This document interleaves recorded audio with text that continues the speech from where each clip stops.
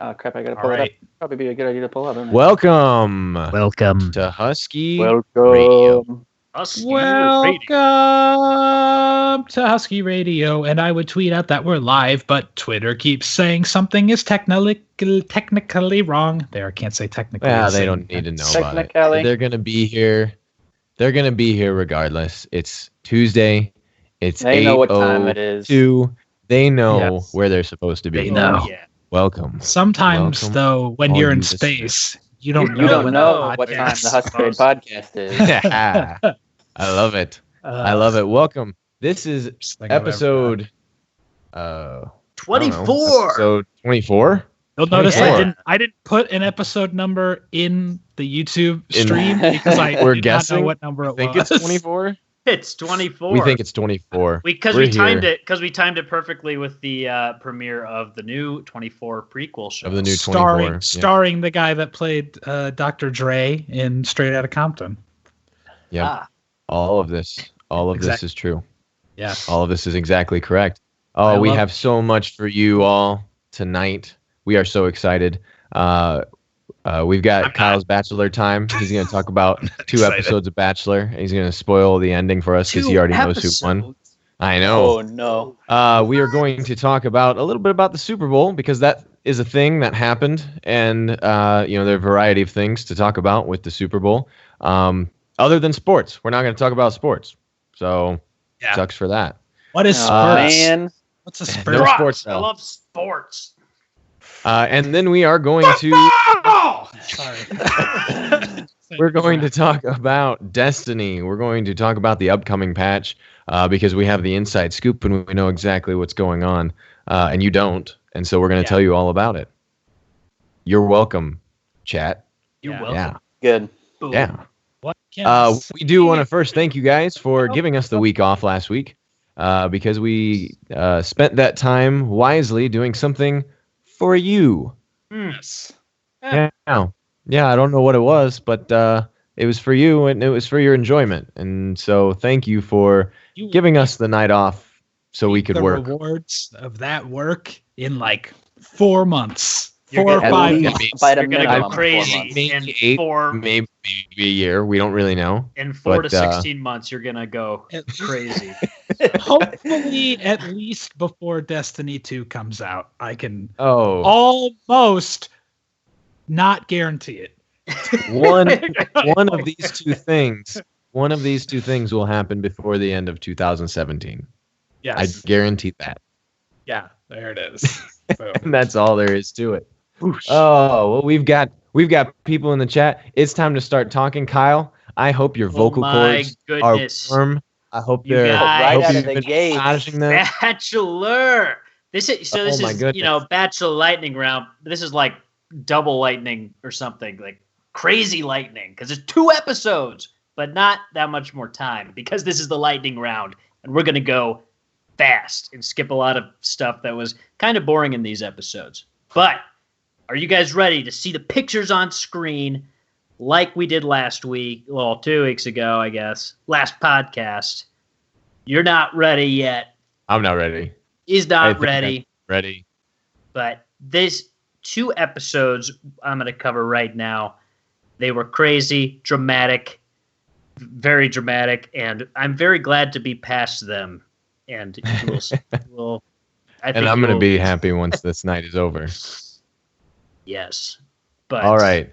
I'm going to go ahead, Kyle, and I'm going to cover your face with our Bachelor lightning round, and I will start the timer whenever you are ready, good sir. Boom. Let's go. It's the Bachelor lightning round, the electrically charged recap of last week's episode of the most dramatic and heartfelt One Man Dates 25 Women at the Same Time TV show. The major players this week are Raven, the down-home country girl from Arkansas, Corinne, our 24-year-old sex-crazed millennial from Miami, and Taylor, the girl whose opening line to Nick on night 1 was, "My friends told me not to come on this show because they hate you." And here we go. Going way back to the last Bachelor lightning round, we left off with the bouncy house scandal at the pool party, and all the girls telling Nick that he's making a huge mistake with Corinne. Well, at the rose ceremony, she gets the rose. Okay, moving on. The rest of this episode is pretty freaking boring. They go to Wisconsin, which is Nick's hometown, and have the most uneventful dates in Bachelor history. They go to a farm to shovel manure. Danielle L. and Nick go on a one-on-one to a pastry shop, and by totally unplanned happenstance runs into one of Nick's exes. Oh no! Totally not planned by producers. It's kind of mildly awkward. And lastly, him and Raven have a one-on-one at a soccer game with Nick's whole family. Now, Raven's date is actually pretty cool, and the good stuff happens when Nick asks her about her previous relationships. And Raven tells him the incredible story of her walking in on her boyfriend adulterizing another woman.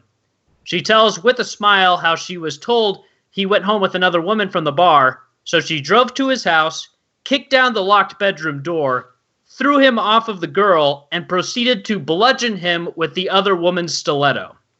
She then dug her key into the side of his pretty little souped-up four-wheel drive and carved her name into his leather seats.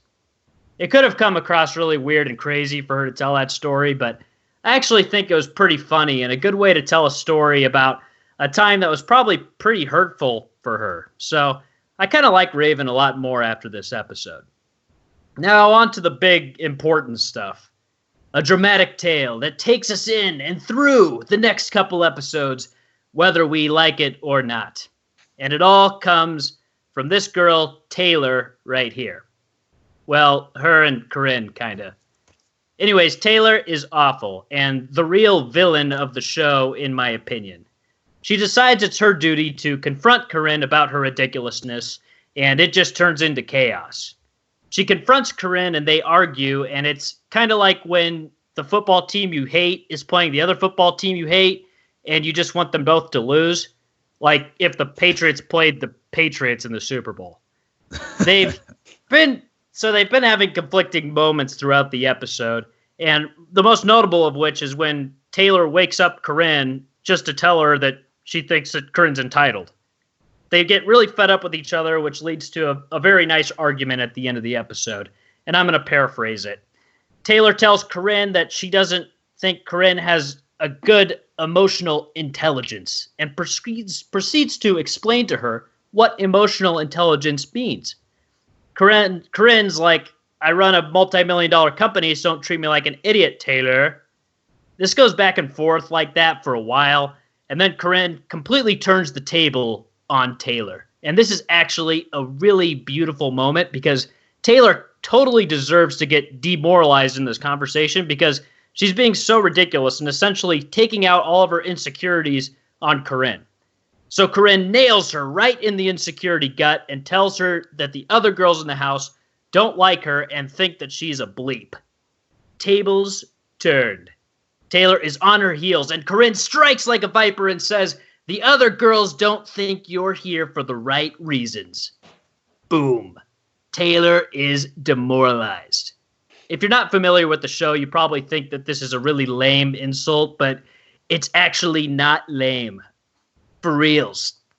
But seriously, it is a big deal in the show to accuse someone of that, and I don't really know how much of that is true, but Taylor kind of deserves it because she's being so ridiculous, and like I said, I wish both of these girls would have lost this fight, but one of them had to win, and Corinne clearly won. The next episode, they go to New Orleans. He goes on a really good date with Rachel, and they seem to have a really good connection. For the group date, they all go and stay in a ridiculously fake haunted house, and Nick thinks all the girls are idiots for thinking it's real.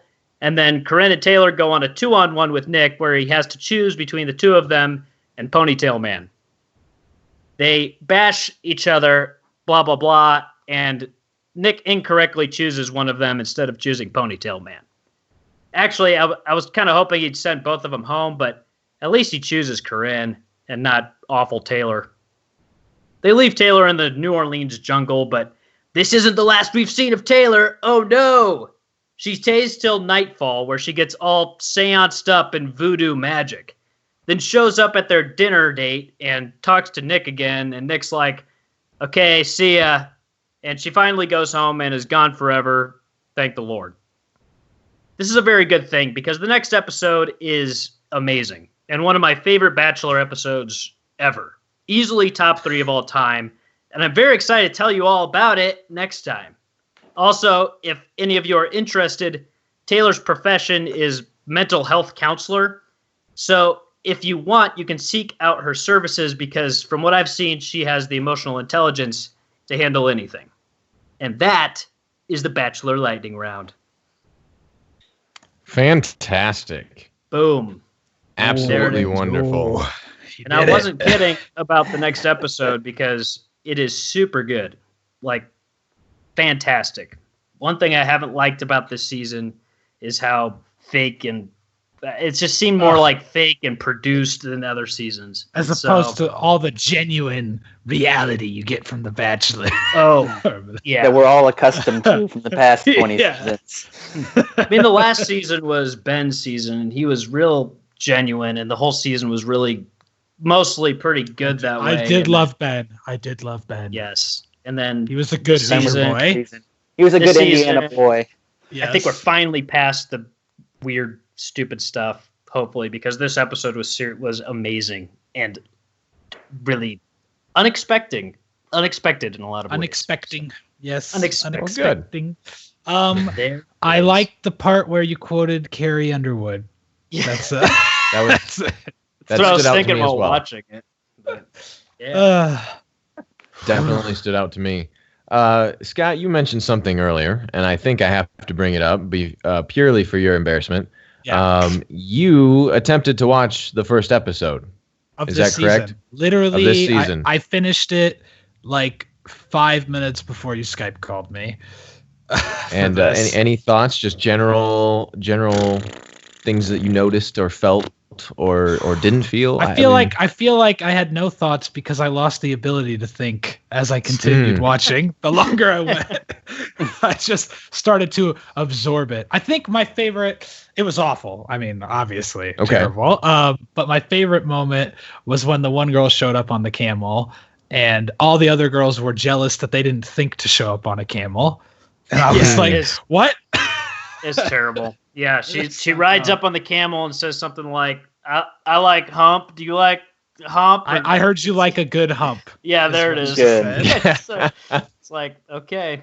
She didn't make it very far.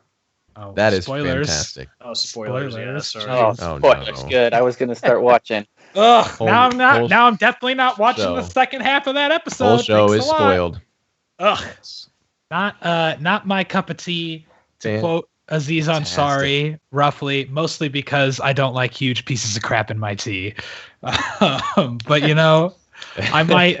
It's the type of show I could see how it could suck you in, but it's too cringy for me to get through it at times. I'm just like, I can't handle this. This season so has awkward. Not been my favorite. Yeah, I was gonna say the show that I like watching follows The Bachelor now, so like I've kind of catch like the last 30 minutes of it, and even like the tease parts where they try to get you in for next week have been less enticing than the Ben season. Yeah, I'm not gonna lie. When you did the Bachelor review, I actually watched the episodes with your reviews last year. Yeah, that was a solid season. So I would love to have the time. I didn't. I relied solely on your information to get me through. I found Kyle reviewing the episodes is more entertaining than actually watching them by far. Absolutely. So, yes. Oh yeah, it is not that good of a show. I'm sorry, but you are fantastic. It is what it is. That's the best. It is what it is. It's heartbreak. Now, speaking of fantastic entertainment. Yes. There was for those of you who don't know, over the weekend, there was a very large sports ball game where men of all shapes and sizes competed to see who was the manliest man. No, I actually love the Super Bowl, and I did enjoy watching it. But I am part of the unfortunate crew that said, you know what, this game is over. I can go to a real man stays up the whole time. Yeah, have to get up and then you're waking up with phone calls and text. Oh, what a game! But you guys know what caused the Patriots to turn it around, right? You guys, the Switch, the Nintendo Switch. So the Patriots are losing. They're getting, as Kyle would say, straight demoralized. And then a little old commercial from Japan pops up on the old TV screen. And Tom Brady and the Patriots decide to turn it around. And I think we all know exactly what is at fault here. And that's the Nintendo Switch. Yes. I think what happened is Tom Brady got so hyped from the Nintendo Switch ad. Yes, like it me. jacked him up. Yeah. He was Same. like, oh my gosh. I'm going to need another ring to hold that thing comfortably. I have no idea. I don't know. I think that makes sense. Yes. Okay, so if Tom Brady is going to pick up a Switch day one, what's the first game he plays? Oh, Breath of the Wild. I mean, actually, You think so? Tom Brady, I feel like he looks like an arms man. I was going to say arms. He's so picking up arms. Yeah. That's the first game arms. I have arms. Here's I'm what play we're arms. hear. A story 2 months from now, Tom Brady officially retired because he blew out his shoulder playing arms. All right, you heard it here first. Yep. He can no longer throw a football. You heard it here first, too chat. hard. That's what's going to happen.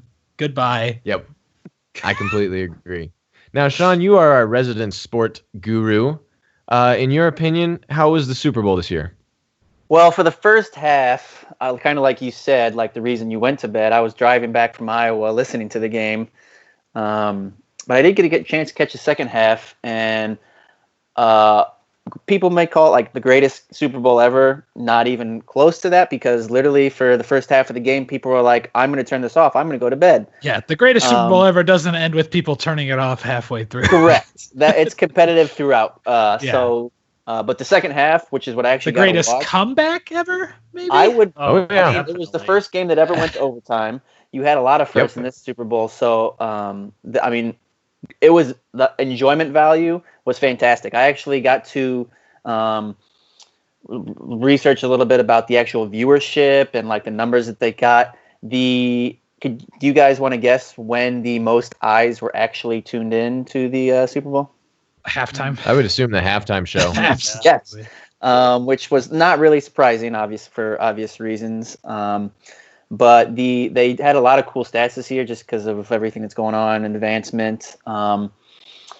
They had over, I think, 171 million views across all platforms. I think their measurement was you had to be watching for at least 6 minutes to up to the whole entirety of 3.5 hours or whatever it was. Wow. So what, a third of the country or over a third of the country, you would think, watch this? That's a lot of eyeballs. Tyler, do you have any idea which market was the highest watched market or got the best rating?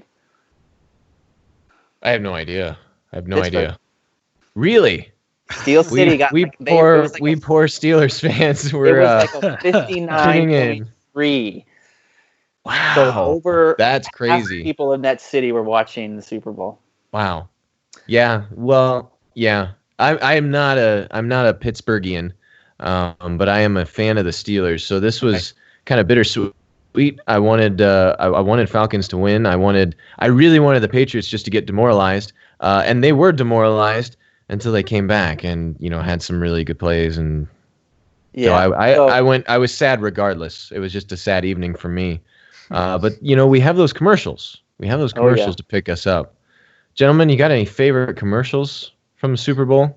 Mine was obviously the Nintendo Switch, just because I was excited to see the first ever Nintendo Super Bowl ad. But I'm a Nintendo fanboy, so that's just how it is for me. It's a good one. Yeah. It's a good commercial. I will say mine's a little more sentimental. Tyler, I don't know if you watched it after the fact, but literally as soon as they went to their first break after the Patriots won, before they came back, they actually did a live commercial. So what they did was they had over somewhere in Afghanistan or Iraq on a military base, like a 360 room setup where they would take in a soldier to see their family, and they sat him down in this dark room, and then when the lights went up and the camera went live, they were watching the Super Bowl in this 360 room, and on the screen to the right of them was their wife, their husband, their kids sitting right next to them, and they literally filmed it as the game was going on and then aired it at the very end. So message was from like Hyundai or some car company that was like, we wouldn't be here today without the troops, and it was a really cool thing. And I think I just liked it more of the actual production of it, to like try and put that together in the window that they had, plus the deadline, plus getting the live feeds across. I don't see how that's more sentimental than a Nintendo commercial. Clearly, a Nintendo Switch commercial. And I was gonna say, my favorite was just as serious, just as emotional, and that was the Mr. Clean ad. Oh yeah, and I feel like extremely serious, and that was just the greatest ad that we had that evening. Was sexy Mr. Right. Clean. Very emotional. And like I said, because I only got to watch the second half, and I mean the commercials were, whatever. That one actually, I was kind of like, oh my, like that's the one that actually got a reaction out of me as opposed to everything else. So my favorite's kind of like yours, Sean, in the way is a little more innovative. But the Tide commercials, where he had the commentator dude, I'm blanking on his name right now. I had the stain on his Terry shirt. Bradshaw. Yeah, Terry. I kept thinking Terry Schiavo. I was like, that's not it. And so, but I loved that 3-part commercial because it was, because as soon as he came on the screen, I was like, does he have a stain on his shirt? And like in the room, Tyler was there. We were all saying, did he have a stain on his shirt? And then the Tide commercial came up. I was like, oh, that's cool. They pulled that off. And then later, and then the third part was somebody else got a stain on their shirt, and he was like, oh, I know what to do. And then it went back to that actor's name, who I also cannot remember his name, but from the trans show that's out, the old guy from Arrested Development. Yeah. But they went back to him, and he was like, nope, you're not coming over here to do your laundry, because that was part of the first one. And I just thought it was clever. It put things together, and was a cool thing. I also liked I also liked the one where it showed all the people's pictures in the yearbook or whatever, and it was like all the celebrities. All the famous people. Yeah, that was funny. That was cool. That was cool the to Honda see. commercial, right? Yeah. Mm-hmm. Yeah. I like. I'm a little surprised that no one said Justin Timberlake. Oh yes. Oh yes, that one with Christopher Walken. If I had to actually pick one, that was funny. So yeah. There it is. But what about the Stranger Things commercial? Was it really a commercial though? I mean, like a trailer teaser commercial. Hey, it was anything Stranger Things, so I'm in. All right. Yeah, me too. It's fantastic. It was. Any thoughts? I mean, we don't get a whole lot, and people are dissecting it all over the internet. So if people are looking for that, go somewhere else. I think people have already figured out the whole plot, right? I assume that we know the beginning, the middle, and the end at this point. Yeah, based solely on the teaser. What were some of the things that you guys caught that you really liked or have heard about or read about over the last couple of days? Here's a thing that I both like and I think is kind of weird, that they wear the Ghostbusters costumes in it. Because I feel like after going through such a traumatic experience with real life monsters, I wouldn't necessarily relate to the Ghostbusters film anymore as a child, and I might not want to go see it or dress up like it. I would no longer fantasize about being a Ghostbuster because I have already literally busted like a hell demon interdimensional being. It's just a little bit. I think that's. But But at the same time, I love that they would wear Ghostbusters costumes. So it's like, I can't decide how I feel about it. It's almost like they're owning it. Yeah, we bust monsters on a regular basis. Come on. Yeah. Yep. I think there's been some interesting. Yeah, I mean, there's been some interesting talk all over the internet. Obviously, a ton of fan theories. Mike screams out 11 at one point, and that is important to the plot. But does he scream out 11, or was that audio from the last season? Like, I don't know. I thought we saw her face. Don't we see her face in the preview? I don't see 11's face at the end or something, or was that someone else's face? I bet it could be a flashback. We don't know. I mean, but we do get hints at the new monster. We all knew. I think we all knew 11 was going to be back, though. So it's not like, yeah. I mean, you got to have 11. And so it is exciting. It is exciting to see potentially this new monster. And the prediction right now, according to a variety of Reddit posts, is the Thessal Hydra, because that monster was mentioned, right, in the campaign of D&D that they were playing, alongside there's an image, kind of a drawing of a monster that looks a lot like the Thessal Hydra that kind of matches up with some teaser footage. Kind of a big Hydra thing with arms and legs, everywhere, and it's ginormous. Like, that's kind of I think the scariest thing is the Demigorgon was, human size, maybe a little over, full-grown man size, but the Thessal Hydra is ginormous, like hundreds of feet tall. So that could be pretty scary. Those of you in the chat who have not seen it, you have to watch Stranger Things. I have an alternative theory on the Thessal Hydra monster. Have you guys seen the movie? What is that? Have you guys seen the movie Evolution? Yes. Mm-hmm. At the end when the giant amoeba thing is on the planet, I think it's that. I think they find something and it evolves rapidly, and then it becomes a giant amoeba. If I were the one making this ad, I would have that drawing of a monster actually be just a red herring in the ad, and that this season does not focus on like the exact same layout of the first one where they stop a monster being like, I would have it be sort of a twist, like they're messing with us right now, if it were me doing it. Because I think following the having the D&D story be like the layout for the plot again is a little bit repetitive of their own old ideas. But I mean, I'm gonna like it no matter what. Don't get me wrong. I'm very confident in their ability to make the show, but I also kind of hope that they're just setting everybody up to overanalyze this, and then that's literally just like a drawing as they're playing D&D that never comes into play at all anywhere else. Like, that would make sense too. That was a conversation we had right at the end of Stranger Things. We were talking about Stranger Things 2. Will there be one? What is the plot going to look like for another one? And because it's kind of hard after watching the first season knowing where they're going to go with it. So that's exciting. I'm really excited for it. And it'll be cool when it comes out on Halloween. So long away. That's why I couldn't get that excited for the trailer. Oh my goodness! I was like, I knew they were making it, and so the only way the trailer could excite me is if it was like March 11th. If it was like coming out like 2 months away. Holy crap! Yes, but no. Oh, that would have been so nice. That would have been amazing. Yeah. It seems quite a distance. I would assume that most of it is already filmed. Maybe all of it. Maybe we're down to editing. So that does seem far away. It kind of would have been a nice summer thing, bring it out in the summer when people can really binge watch it and then watch it over and over and over. I am glad though that they went a YouTube series. I'm just going to say, I'm not going to tell them they need to get it out faster, because I understand it might be a little difficult to make a season of something like Stranger Things. Well, they've already pushed back House of Cards to this no summer, time at all.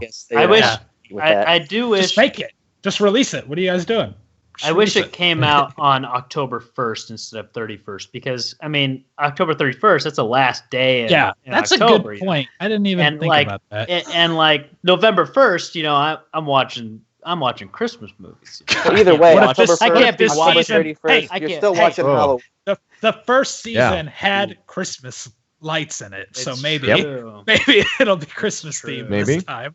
No, maybe. I'm kidding. I'll watch the show no matter. I'll watch on Christmas Eve if it came. That would be better though if they released it. I would say maybe October 15th, like right in the heart of October, right when it's the super. Let's watch things around Halloween time. That would be. Whatever. They know what they're doing. Netflix is the Halloween genre. Yeah. Too bad. Any last thoughts on the Super Bowl commercials that you just loved? The Melissa McCarthy one is blowing up. I didn't think it was that great, but I think so. But people love Melissa McCarthy for some reason. They do. I've only seen her SNL skit blowing up, which was hilarious. Yeah, that did blow up. Yes. But my only comment, I guess, on follow up on this is really the only thing that I got super hyped for was like, we need to set up a D&D themed episode for us to actually go through. So, yes, Tyler, Ooh. You can start your writing, get your pen out. Yeah. Okay. Let's do a D&D live stream, guys. I'm ready for it. You want me to solve the hunger crisis while I'm at it? I mean, jeez Louise, Sean, Look, just put everything on my plate. I'm one man. majored in poetry and English, and I feel like would be the best suited for D&D campaign. Double majored in math and econ somehow. Yeah. My biology degree. All right. Okay. I've got all the books what I can do. in this shelf right here, Tyler. I'll bring them over for you to start working on the campaign. Mitz is in, so we're good. Also, that kind of spawned from just recently on Twitter. The guy that was our D also lives in Chicago, and I just recently followed him on Twitter, which got me thinking about all those games that we played. So I'm really itching to kind of get back and playing that again. Yes. I'll figure something out. I'll get it going for you boys. I'd be pretty happy with that, honestly. Yo, yeah. Gentlemen, shall we talk about some Destiny? Oh, yes. What's that? I guess. Yes, I know. So. And we really, we've got a lot to talk about, but this conversation can go anywhere. I was thinking we could talk a little bit about a lot of the problems and trials that people are talking about. And I think that'd be interesting, as we all typically play trials every weekend, even though, none of us are, terribly good at it. I wouldn't even add the qualifier of terribly. I think just you could just good. say good. None of us are good. That's it. But I think we all enjoy playing, and I think that's the important thing, is that we don't go in there and get super sweaty because we want to win. We go in because we enjoy it for the most part. So I think it's worth talking about.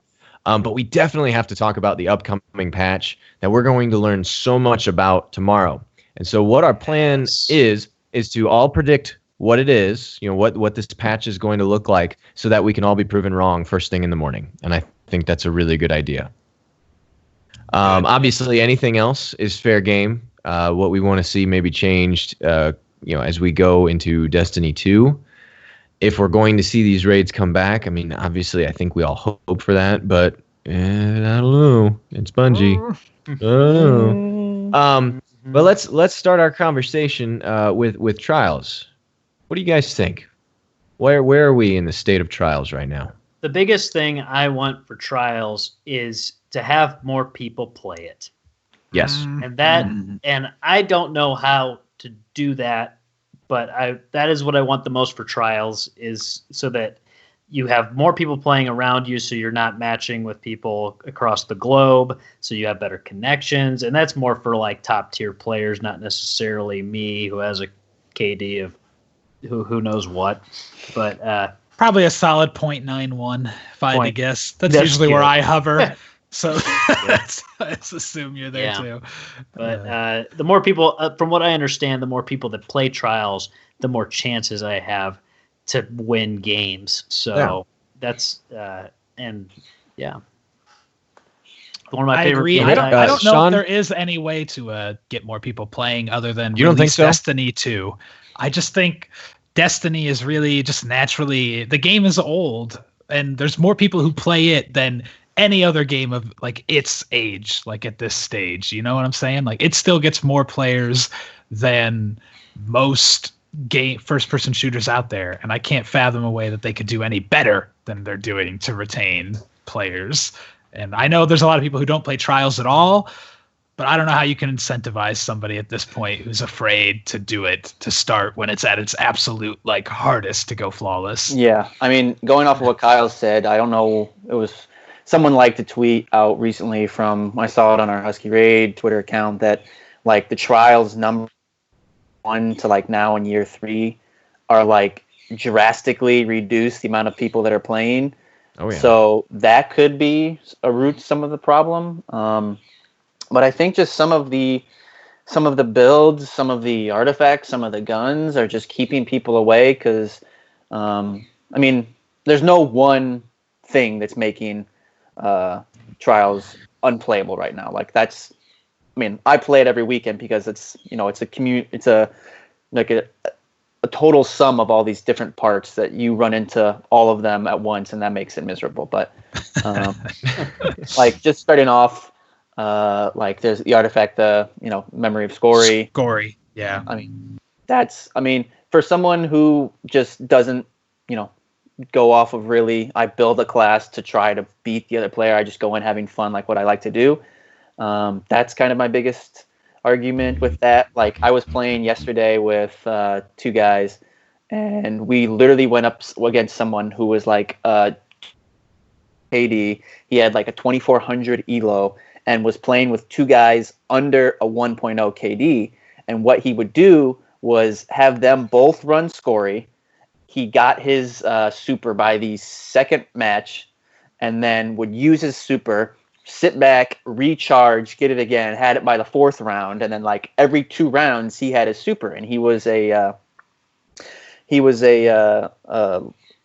what the heck was he? He was a Storm Trance.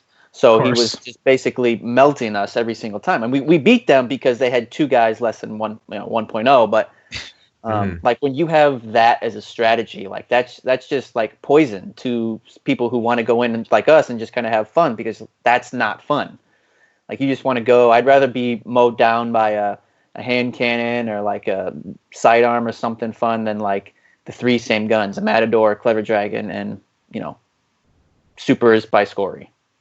Well, and for the most part, it seems like the only way to work to beat the meta is to play the meta, unfortunately. Right. And I think for many it becomes a crutch, but for a lot of a good percentage of people, it's just to keep up. And I think maybe this. I kind of hope that this weapon balancing, this patch that's coming up, helps this a little bit, and maybe we'll see more people in. But I also wonder if maybe the damage is done, and that people aren't, if you've gone flawless once or twice, okay, that's good. I never have to play it again. And the only people you're going to have left playing are going to be the ones who do the carries, because we know that there are people out there getting paid to do carries, so they're going to keep doing it as long as they're customers, or the people who are either maybe late to the game or truly enjoy it. I have not been to the Lighthouse. Got as close as I've ever been this past weekend with Lord Neff and Ballista Kitty. We went 8-0, and then just lost those next 2. We saved our mercy to the last one, and we just ran into that's a sad tale. Two hardcore teams, and we did. I believe we did the best the best of our ability. They got down on themselves, Neff and Ballista Kitty, but I think you get to that last one, and both of those times when we lost, I did see that at least 1 or 2 of the people got their flawless and succeeded, which is good. I mean, it's not like you're losing to someone who's like on their first card or first match, but it was just a we ran into really good teams with pretty high scores, and I'm obviously, of the 3, the worst player. I try to keep up as best as I can, but it didn't feel like I held us back. It's just we got stomped. We got stomped, and and that happens. That's the tale. So one thing that I kind of thought of when we were talking about like this discussion, like just trials in general, like you bring up the point of people who carry people, like literally get paid to carry people, or the attempt to carry people, depending on who you are, because I don't even think I could pay to get carried. But like the amount of people that like are continually just taking people to Lighthouse, whether it's a double carry or 2 guys carrying somebody, like I think this would hurt the game way more than it would help. But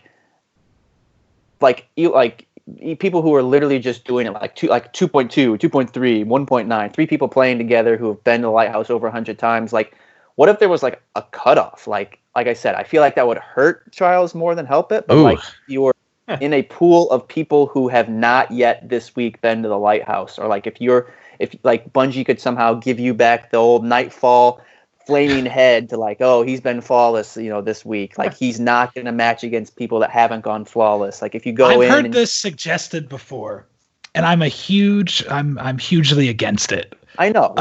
Here's my reasoning. Because I don't understand what you're achieving by going flawless in that situation. Then, because if the goal of going flawless is to say I did it, I went into the hardest competition and I beat the best players and I made it here. If you limit the pools down so that the people who are the best by the end of the week aren't in it anymore, then it no longer really means anything to go flawless at that point to me. Yep. And that's that's why I was like, I think it would hurt trials more than it would help it, because the reason I go into trials and like try to play with, some of the guys like you guys obviously, and then our some of the friends in the community that we our play friends with, that are actually good, right? The guys that are actually good, like yeah. I mean, it just makes it more fun. Like I go into trials knowing I'm probably not going to go flawless, but it's that pseudo high stakes teamwork, communication that it's fun. It's like a competitive matchmaking that you have to communicate, you have to strategize, as opposed to just mindlessly going into Crucible or a Nightfall or something and you're just kind of going through it. It adds a different aspect to the game, and I'm with you. Like I feel like I'm sure the people at Bungie have thought about that, but it would hurt it. I think I'm on that side more than it would help it. Mm-hmm. Although you would see people probably like us going into trials more often. I would love it though if something like that would be interesting. Only because I would love it if the people who only went flawless like matched against people who went flawless, and then 2 times flawless only matched against 2 times flawless that week, just to see by the end how impossibly hardcore the matches were. What if you could stack it? Like you could set like each card like 2 times flawless, and you see. Yeah. You could keep Will's going. I have a card with flawless, and then more, I would like that if you could stack it like that, like if it was an option, but you could always reset back to normal. But Will's in here saying you could add skill ranking. Sweats could play with sweats. Sucks could play with sucks. But then what is the point then of trials? Like I don't understand. Well, you'd eventually. It doesn't. If you'd eventually like level out of the suck into the sweat. I guess, but would you though? Like unless they give you different rewards for the different levels, in which case. The sweat level is now just what trials was to begin with. Like you're just adding in a false build up to get to actual trials. I don't know. Right. And I have never been flawless. And I don't sit back and say, Bungie, you need to make it so I can get flawless. Like, no, I suck at the game. No. And so no, yeah, absolutely not. I don't think that's really saying, what. No. My point is. Like, I want that competition to be there. I love trials, and I love playing it and failing week after week to go flawless because that carrot's still there. I have no desire to perform extremely well in a raid, or something where I'm playing against an AI. Unless you're Tyler, apparently. Get that PvE elo up. Yeah, PvE elo. So. I enjoy that it's something that I probably will never get to unless I actually pursue someone to actually carry me. But but yeah, I don't know. No, I'm of the same opinion. It is that carrot. I love that analogy. It's that carrot that you want to keep going for. You want to reach for. And that's one of the reasons I try to play every weekend with anyone, because it's just fun. You never know what team you're going to just have good chemistry with and get good roles, essentially, of competitors. There certainly seem to be better times to be playing when more people are playing, and you can hope that you get matched up against people who you just have that edge over, based on a variety of things. But I'm in the same boat. I think I agree with you, Kyle. I don't want it to be easier to go to the lighthouse, but I want more people playing. Yes. And simply with more people playing, you have better odds. I feel like if you're in that average game player range, that maybe 0.8 to like 1.2 KD range, where you can have those good rounds and you have those terrible rounds, you just have a better likelihood to have better rounds if there are more people playing. You're still going to run up against people who will just pub stomp you. I mean, that's the game. That's the point of playing. I've heard some really interesting ideas to rebalance trials. Things like, I believe it was Lord Neff last night that said one subclass like in your team, no duplicated subclasses. Obviously, toss out Scory.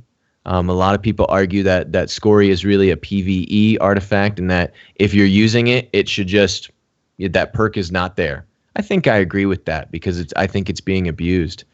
And obviously this weapon patch tweaked. I don't think Scory is necessary. I feel like even right now, I don't get that frustrated with it because I'm not someone who tries to do carries all weekend and gets really bored and gets like, and then makes bad decisions because they play trials nonstop and they're like, I don't want to wait for this guy to camp anymore, and they just rush in and shit like that. But I think it definitely needs to be tweaked in some way to where there's either a loss to wearing it, or it requires something active, like it runs on a timer that only activates for like 10 seconds after you got a kill, so that the person who's wearing it, like, they can share their score, their super energy gained with people. Maybe it only works so like when you get a kill, you gain super bar energy normally. So with Scorion in PvP, make it so if your teammate's standing next to you while you get a kill, they get that same energy, but they have to be really close to you. So you're like, you're team shotting and you're building your supers together. Just something that makes it more active, so you can't literally just sit there and activate it that way would be, I think, more interesting, and not, I think that's a good point. And leave more play styles in the game for people who aren't necessarily going to go flawless with the run and gun sweat method. Like, we're all super good, you know? Yeah. And one thing I found out when I was playing last night was it stacks according to like what I've heard. So if you have two people running, that's not what I've heard. Everything I've heard is that it does not stack according to the. Then if that's the case, then that's fine. But that was the one thing I was going to say. That would be like, broken as hell if you could like quadruple charge your super.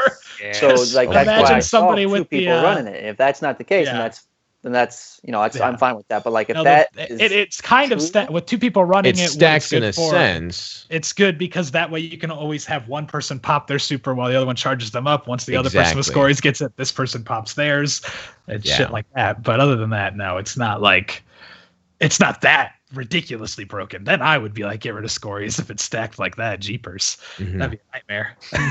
I never use it either. I don't even have it on PlayStation, but it doesn't, I don't know.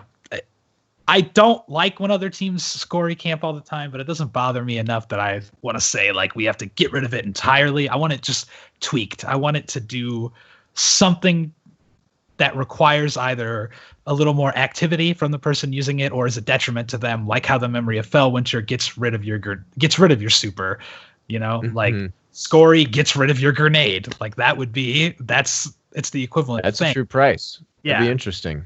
Yeah. That'd be interesting. Yeah. And I just want to say again, I'm glad we all kind of agree that I want to circle back to the chasing the carrot argument for trials. I really agree with that. Like it's an accomplishment that I feel like you wouldn't want watered down. Like actually going flawless is something even though I've been to the Lighthouse, I don't feel like I've actually been flawless because I've only done it with people that are way better than me. The very first time I held my own, but I know I would feel much more accomplishment going flawless playing with like you guys for just that. Oh yeah. Yeah. Like well, that feeling. And I think that's what we all want. We overcame the odds and chasing that dream of going flawless with like just regular friends, people who I didn't play with because they said, hey, I'll help you get flawless. People who are just like, let's try to go flawless together. Chasing that dream is like the best part of trials. Well, and that's one of the reasons, last night playing with Neff and Kitty, I was bummed. Like we had just a solid, card up to 8-0. Hadn't used our Mercy. I'm like, okay, this might actually happen. And there were games where I totally, just held us back. And there were games where I feel like I held my own, still trying to get used to playing as a Titan. And I'm not sure that's going to happen. It's too tough. I'm not good enough. But there were moments I thought, this is definitely a carry without a doubt. This feels like a carry. But there have been some games where I've done some cool things and I've learned a lot. But that's the kind of player I am. I'm not, maybe the 15 because cool, I got there and I'm cooler than everyone else. I want to be able to contribute. I'm exactly the same way, Scott. I want to be able to do it. And so that's why when we went, we had that loss and we were 8-1. I was like, okay, I've now learned a lot. And I feel that next time I can do even more and be even more of a help and it'll feel less like a carry. We hit a card and we recognized some people in the other team and I thought, I hope they don't like quit or jump. I want to beat them. I want to win fair and square. Like that bums me out too when that happens. I know for some it's like they see it as friendly, and I do. No, respect it is. that. It is friendly. I respect the hell out of that. I think it's friendliest, or I think it's the best when somebody quits out like for a friend that is already doing a carry. Like I'll play with Fun Police sometimes, and he'll be like, "Oh, they're doing a carry. Let's back out because we've all been flawless." So they're trying to get someone there, and that person is saying, "I want to be carried. I want help getting there right now." But when you're playing like just with your friends in a group, actually like trying, your hardest, like you want to earn it. You're going in because you're saying like, "I want to beat them. I want to earn this." Yeah, because we've all run against that team where just the one guy sits in the back, not even playing. We don't want to be that guy. None of us want to be that guy. We want to actually win, and help our team. Be a part of the team. Well, hopefully, I think I speak for us all when we say we want trials to be more popular and we want people to be playing. So hopefully, I don't know that we'll see anything. Patch does things to make that. I think it will encourage a little bit more. Because a patch is at least going to have like there's got to be a few people who are like, I hate Matador, Clever Dragon. And when they hear there's a patch, they'll come back. So I feel like we'll get just the tiniest little bump, not necessarily huge, but I think it's the best weekend, or after the patch will be the best weekend to really go for it in trials, because there will be a murkier meta. It'll be they won't know necessarily what the best thing is, and there'll probably be a few more people. And it'll be interesting. So, Kyle. Well, so I want more people back into trials, and I have like a little faith that this patch will bring in a little more people into the pool just for a little while, but. I guess what we've seen in Destiny is the thing that brings people back is new loot and new gear, and I don't know when we're going to get that before Destiny 2. They keep talking about a big update, and so I think that's, them bringing back more trials gear and stuff is really what's going to push people to go back into it. I don't know, just a thought. So, but I think one of the problems. Let's talk about this. Yes. Oh no.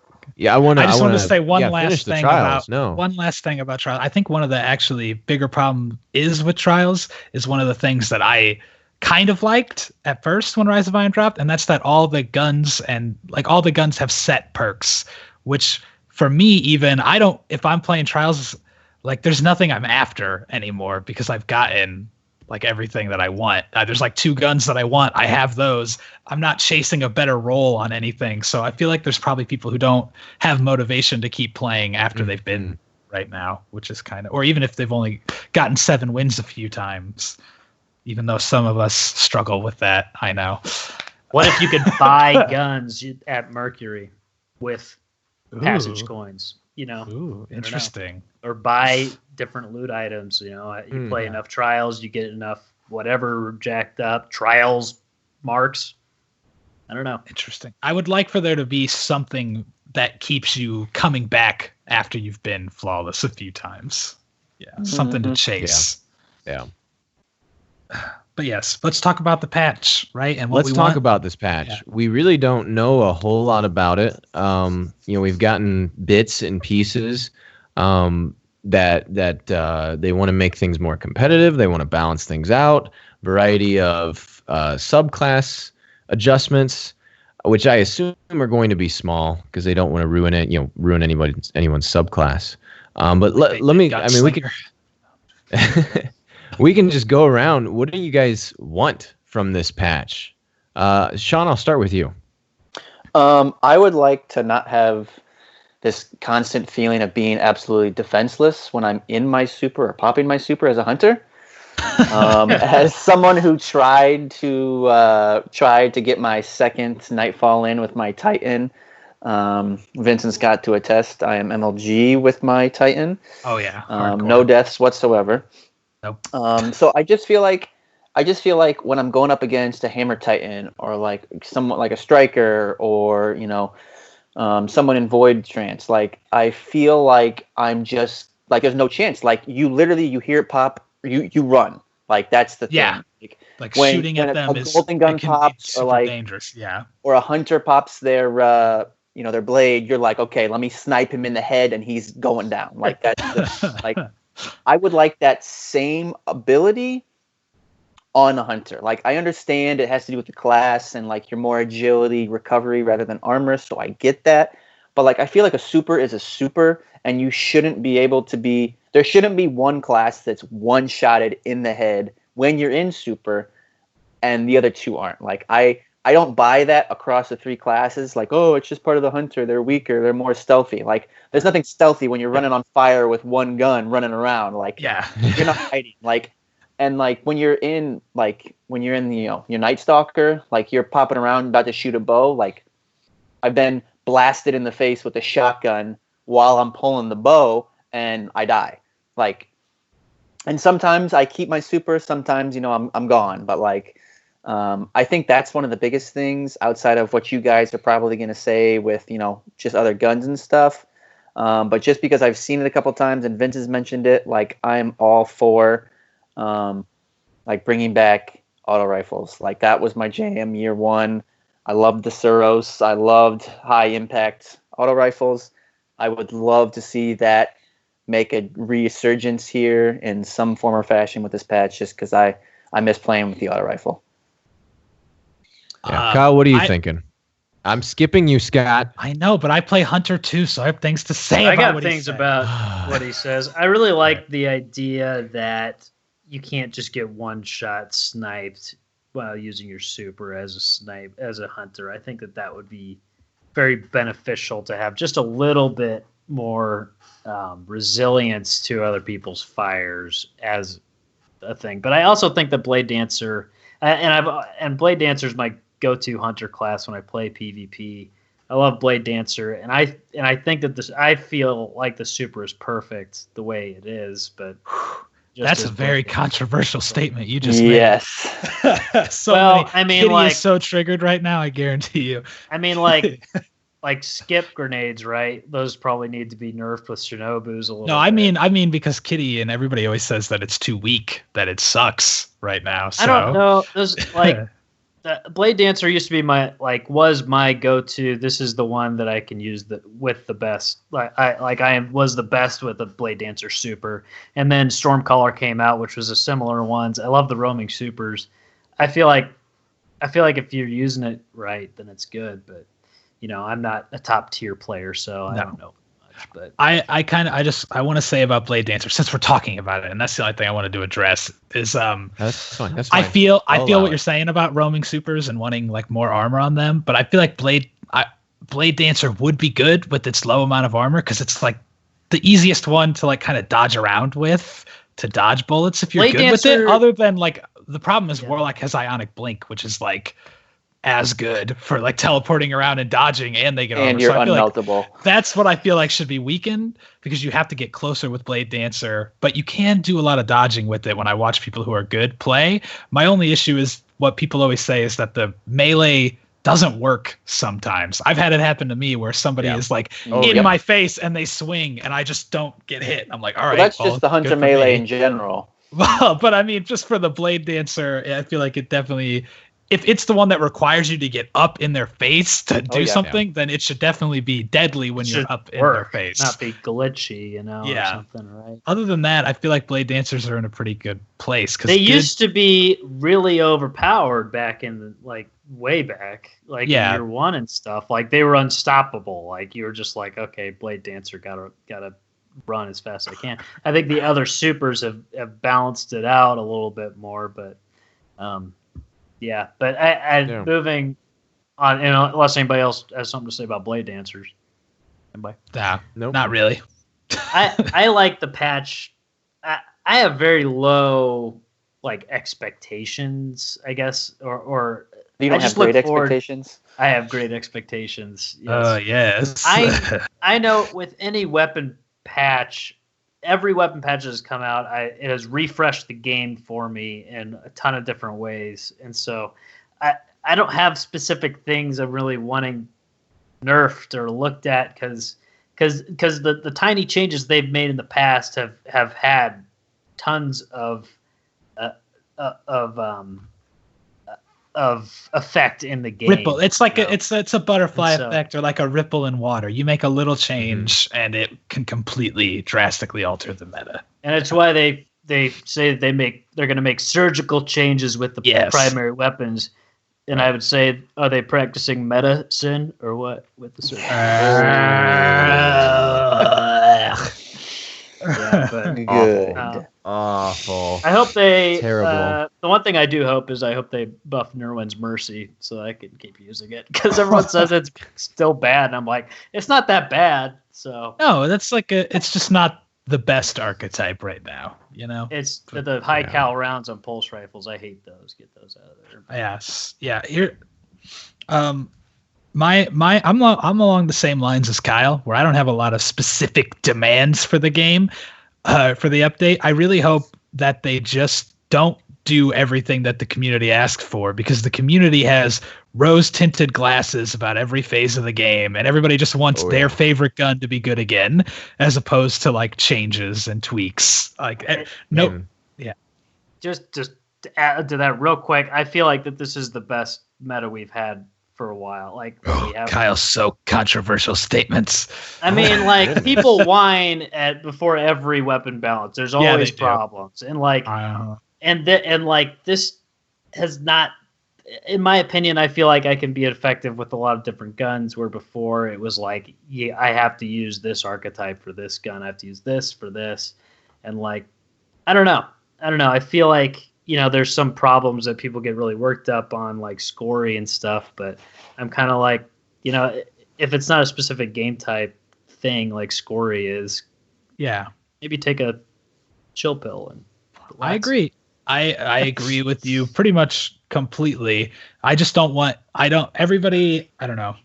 So many people want their gun to be good again. Like, I don't want this to just be, let's bring back the last word and make it great again. I don't want that pack. I want new things to be great again, great now. New things to try out to keep the game fresh. The only thing that I want in the game that I want back to how it used to be is I just want trip mine grenades to stick to people. I don't even care if they stick to walls. I just want to have a sticky grenade as a fucking hunter. I don't want to have to play Blade Dancer to have a sticky grenade. Yeah, that's the one thing I saw in earlier on in the chat that someone made a comment that I really agree with, that I feel like also hunters are just at a complete disadvantage with unless they're like running Night Stalker with smoke that you can trap someone in a grenade, like womboing. If you're a Blade Dancer or Golden Gun, you're literally worthless when it comes to the grenades. Other than the skip nade, but Other than the skip nade, absolutely. But you have to have Shinobus for that, which whether you have it, that takes away your exotic frosties or your bones. Yeah. Exactly. So I agree with that. Like giving the hunter other subclasses of the hunter, like that go-to grenade, whether it's the lightning or the something that'll just stick. I used to love playing Golden Gun. I mean, granted, it was before the Void Walker, but specifically because I liked of sticking somebody with the trip mine. Trip mine and throwing knife were the best thing to use. It was fantastic. So much fun, and I miss so much being able to. That's like the only thing about Gunslinger that they could make my armor lower on the super if I could just get the freaking trip mine stick back. I'd be so happy. But, whatever. Other than that, I would love it in an ideal world for there to be at least one gun of every type that is usable in some fashion, like every primary type or every secondary. I would love for there to be a world where there was at least a situation or a map where an auto rifle was the best choice, or a scout versus a hand cannon would have like an actual advantage in some way at some point. That'd be great, but it's hard for me to envision that happening. What about archetype burns? And that you just said exactly what I was going to say. Oh, sorry, Tyler. Wait, what? My audio is really lagging. No, I was just going to. Sorry. No, so is mine. I don't know what's going on, but I was going to just completely mirror what Scott just said. That's exactly what I was going to say. I want to be able to feel competitive with every primary. And right now, I don't feel competitive with auto rifles. I don't feel competitive with scout rifles, except maybe one or two of each. But even then, I don't think I could feel comfortable going into Crucible with an auto rifle. There are a few scouts that I'll feel comfortable going in with the Meta multi-tool. Maybe a really good roll on a distant star, but it fires just like a Mita. So I mean that makes sense. Yeah. But there's not a single auto rifle that I'm gonna go into a Crucible match and I'm going to see either be comfortable using or see pop up on the right side of my screen that this killed me. And I want to see more difference in what. The only time I see myself get killed by an auto rifle is when somebody's trolling and using hard light. Like that's it. That's the only time it pops up in the kill feed at all. Yeah. I think a lot of that has to do with map design more than weapon balance for like it's hard for me to imagine a world where they could design a map or they could design a patch where I'm going to use an auto rifle over a hand cannon with a lot of the maps the way that they're laid out, or like there's not a lot of maps where the max range I end up fighting at like really long ranges and need a scout rifle, Right. So, but it would be great if in those situations a scout rifle did outgun a hand cannon, like guaranteed, from really far away. Yeah, exactly. I completely agree. A scout rifle, maybe they need a higher impact so that they're more worthwhile, to keep up with the hand cannons. I don't know. But I would love, you guys have all said it. I'd love for auto rifles to be competitive again. They don't feel competitive. I would love for, to have more counters to the shotgun. And, that really is just a fusion rifle or a sidearm. So maybe make sidearms more usable. I think people who use them really well. Where sidearms were like competitive up there, like a lot of people use them. That would be a lot of You've got a good sidearm, run with it. You can fight. Now some people are just good enough that they can do that. Exactly. You've got a good right there. Wormwood is one. The Trespasser's decent, and that's a locked in roll. Havoc Pigeon is solid. Let's make those usable. I just make more things usable. It's not let's get rid of shotguns. Because it's just all we want is more things to counter the shotgun.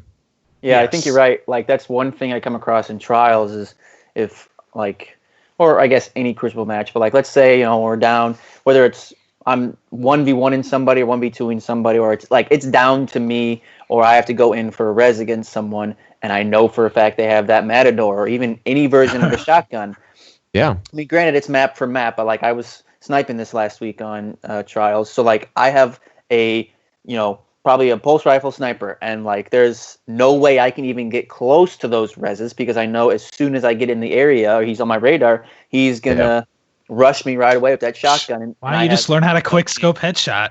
Get good. I mean, that's the real solution here, Sean. Yeah, you need to learn how to quick scope headshot every time. Baby, Sean. Quit baby. But I did not see a It's just point and click. Do you know how to point and click with the mouse? Do that with the controller. Come on. I did not see a single fusion this weekend in trials, other than when Vince was running one, and he quickly changed over to a sniper rifle and was getting some crispy headshots. But I didn't see a single fusion. I don't remember seeing a single sidearm. Was Neff wasn't running a sidearm? Neff definitely was. He was not. What? He was not. Oh my goodness! I don't know if he wants me telling you guys, but right now. What was he using? A Matador? He was not. He was not. He was swapping between a variety of snipers and shotguns. Just so I don't get caught in a lie, I'm going to say early on he was running a sidearm and found him. I think we all found ourselves getting outgunned. I mean, I don't blame him. Sometimes you got to run what works.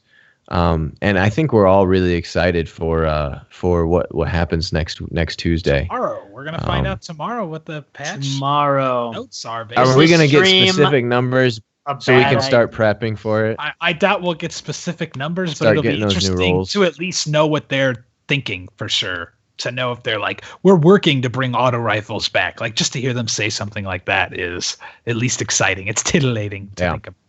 Yeah. Well, we gentlemen have long past our hour-long mark. We're about an hour and 8 minutes. So now is the perfect time to turn to the chat. No, that's fine. I think it was a good conversation. Turn to the chat for a little bit, see if they have any questions. So this is your chance, chat, to ask us anything you want to know about anything. Anything in the world. Ever get a 360 no-scope? Has anyone ever actually done a 360 no-scope? is something I'd like to know. Maybe in Halo 2, I wouldn't even Once attempt that. Upon a Time. Someone would yell at me. I want to say maybe I can't remember which Halo it was. It might have been Halo 4, where I was better at no scopes than actually sniping because I suck with a sniper, and for some reason I could just do it in there.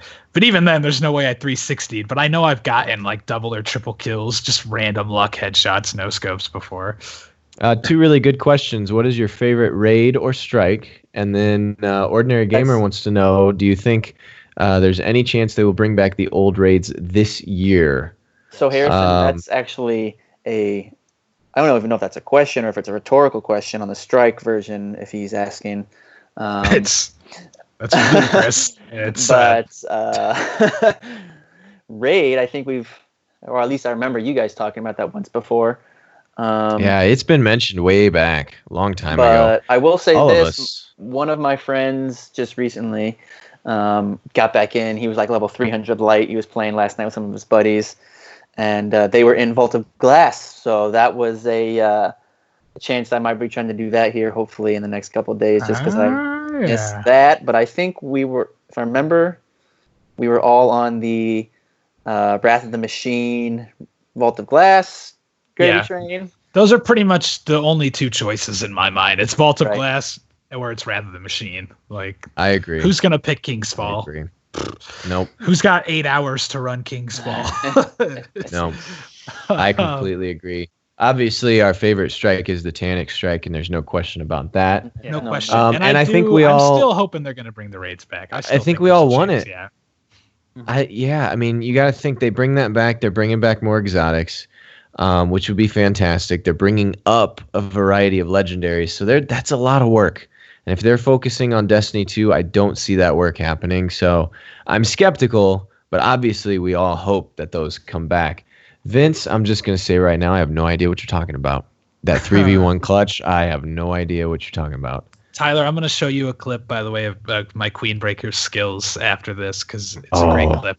I want that. I want to see that. Big C brought up a question. I see that. And it was something that I forgot to mention, actually. One of the things that I thought about saying and then forgot, but it's one of the things the community has said that I actually fully resonate with, like, fully on, is they need to be more weapon update balances rather than like 2 a year or whatever, you know? And so I think that'd be just a cool thing, because the more that you change things around, you know, nobody was complaining about this meta until like 6 months into it, or, you know, not that long, but yeah.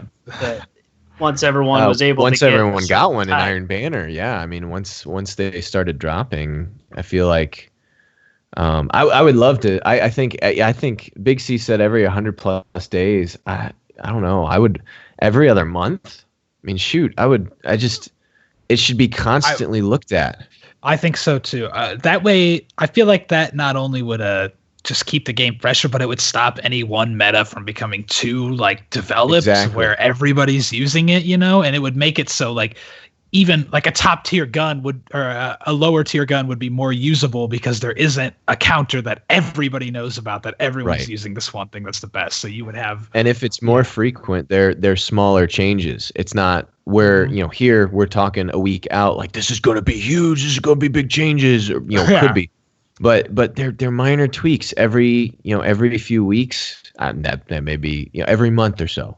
Yeah, but every 6 weeks. And in the past, they've made the mistake of doing it without sharing what they've done in the past, where they've done minor changes without doing big hotfix update stuff, and they've gone away from that, which is good. But now they're at the point where it's like they need to test it for like 4 months or something before, or make a bunch of tweaks at once and put them out there instead of just trying stuff. And it's hard to know, would that be a frustrating thing sometimes or not? I don't know. I feel like every time a weapon update comes out, there's never something like immediately that's everyone outcries against, and you know, it takes a while to figure out what people don't like about weapon updates. So they've done a good job testing them so far, I believe. So maybe like every 2 months, you know, they just set like it's scheduled, like there will be a weapon update on the 30th, you know, like every 2 months. There you go. here it's coming in 3 weeks. What are they going to do? It's going to be 2 things. I would love that. It's smaller. Just because it would encourage more connectivity and being vocal with what they're doing in the game would just make it better right away. Because the community versus the Crucible has been like a thing that all 3 years of Destiny. It's like that's the battle. That's like Bungie versus the player-based battle. It seems like there's been other things, but the real thing, like change this about the Crucible, do this for auto rifles and make auto rifles better. Okay, we increased it by 0.04% when we said we were going to increase it by 4%. Stuff like that. Yeah, and there's just a lot of tension there, which I think they're trying to accommodate. They're trying to go away from that with doing a live stream tomorrow, which I think will be interesting, and I'm excited to play another step in the right direction. So I got one last question I'd like us to answer by our good friend Dreas, who asked, what's the moment you knew you loved to play Destiny? What event or cutscene or fight? I still hate Destiny. I know. People play this game? I can't even answer. People still play this game? I hate playing this game. I think I'll answer first so you guys can think, because I was thinking about it.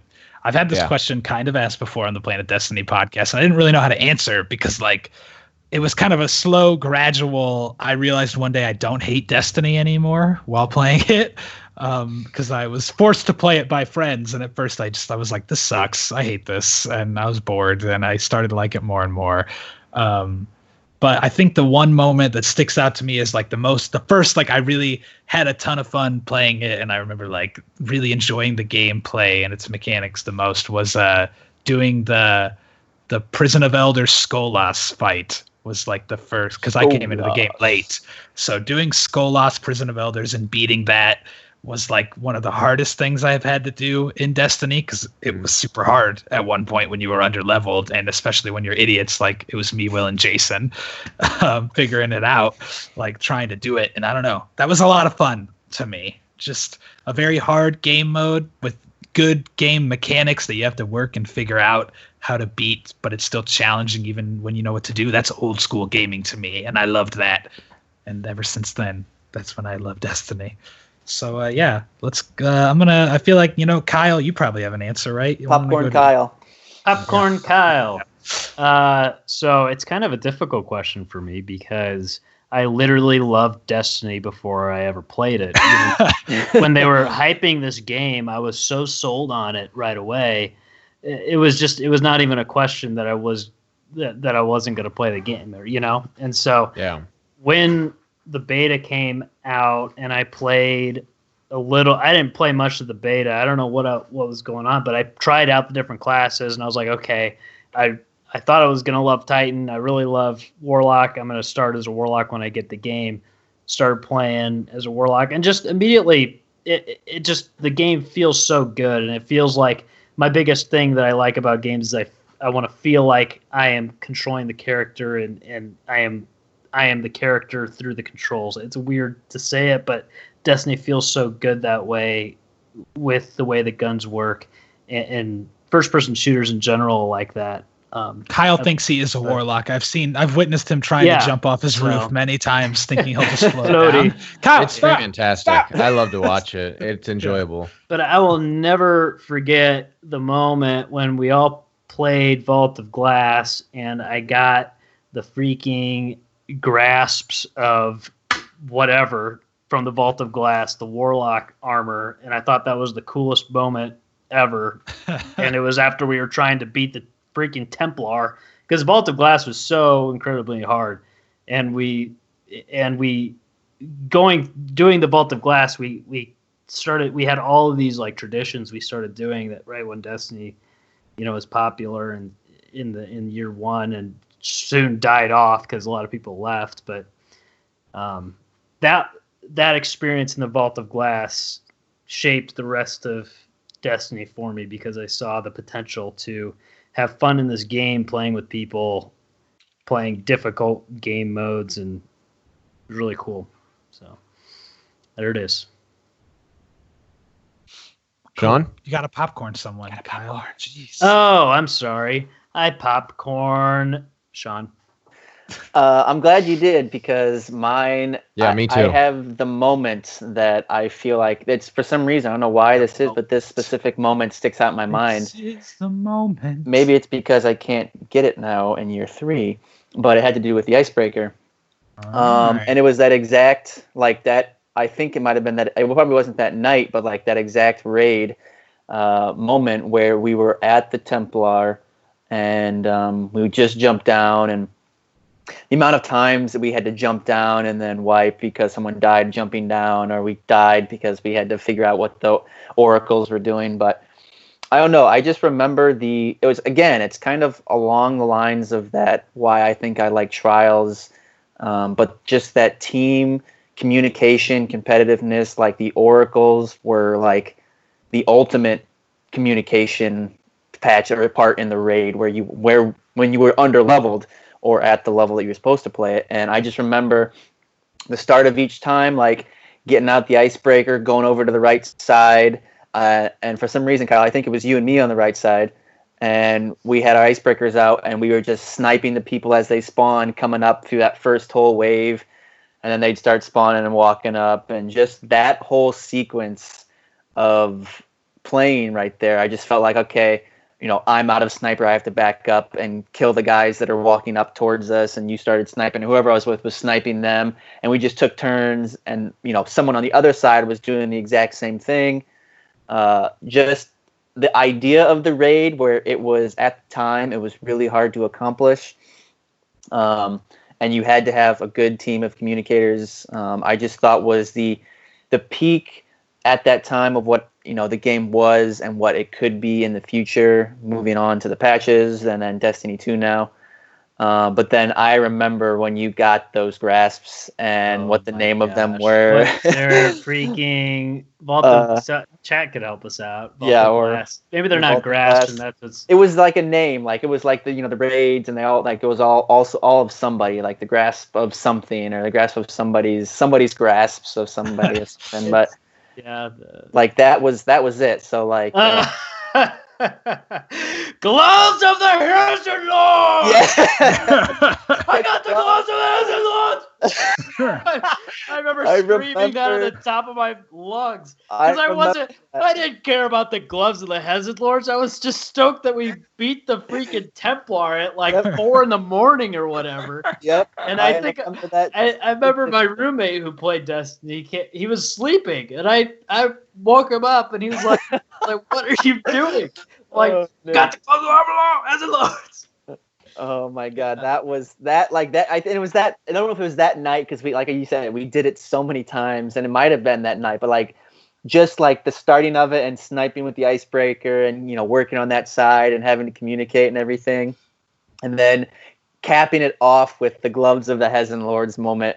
It almost, actually, it might top, but close second was when we actually beat the raid, and we were just all losing it. I like vividly remember you having a similar reaction to getting the gloves of the Husky Lords. Yeah. And just that first raid like was awesome. But like those two specific moments, like beating and working on the Templar and then actually beating Atheon, were just... That was basically Kyle's same reaction when he got the Vex Mythoclast like a month ago.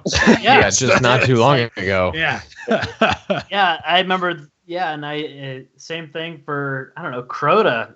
Like beating Crota was so freaking difficult. This is why I've told Fallout plays before that I want him to carry you, because his favorite thing is getting someone flawless for the first time and their reaction. And I told him he will never get a better reaction than the moment that Kyle Davidson. I want to play hits that flawless.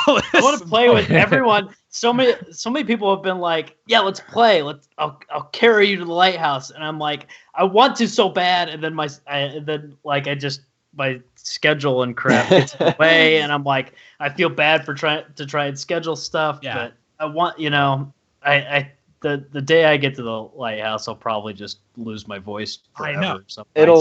I want to watch that moment. Make sure you're streaming that last game, because I want that archived. My vocal box my cords will just come out of my throat, and I'll just have a pipe for the rest of my life. I don't know. It's going to literally turn inside out in that moment.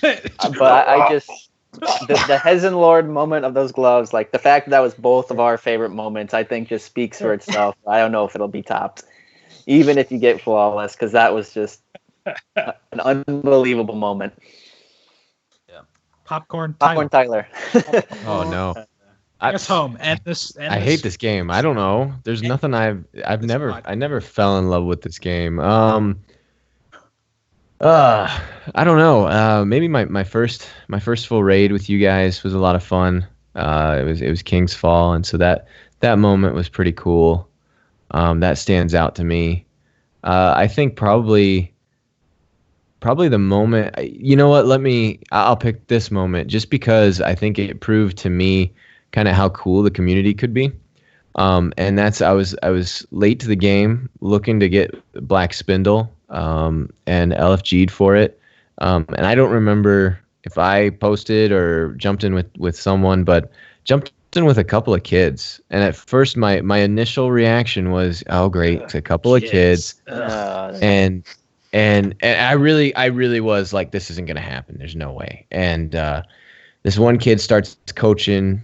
And I realize he's not coaching me. He's coaching the other kid. He kind of said to me, "Hey, mister, you know what you're doing, right?" And I said, "Yeah, I've tried this before. I've tried this before, just haven't been able to make it."